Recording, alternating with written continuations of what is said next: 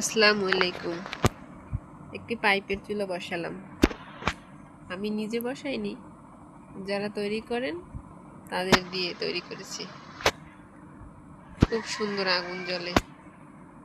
পাইপটা সোজা দেওয়া হয়েছে যাতে আগুনটা, ধোঁয়াটা আর কি, তাড়াতাড়ি বাইরে বের হতে পারে।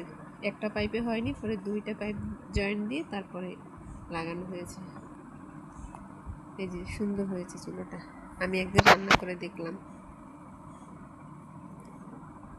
তাদের কথা মতো ভাতের মাড়, নরম কাদা এবং গাছের যে গুঁড়ি হয় কাটার পরে ওগুলো মিক্স করে তারপরে উপরে আমি আবার প্রলেপটা দিলাম। এটা একটা লোহার ছাঁকনি নিচে দেয়া থাকে, ইচ্ছা করলে উঠায় তারপরে রান্না করতে পারেন, আবার দিয়েও রান্না করতে পারেন, সমস্যা নেই।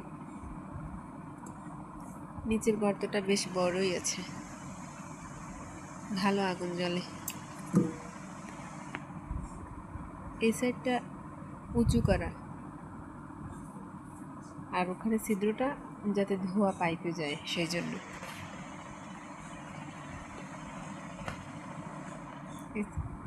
এই সাইডে একটা ফাঁকা রাখা হয়েছে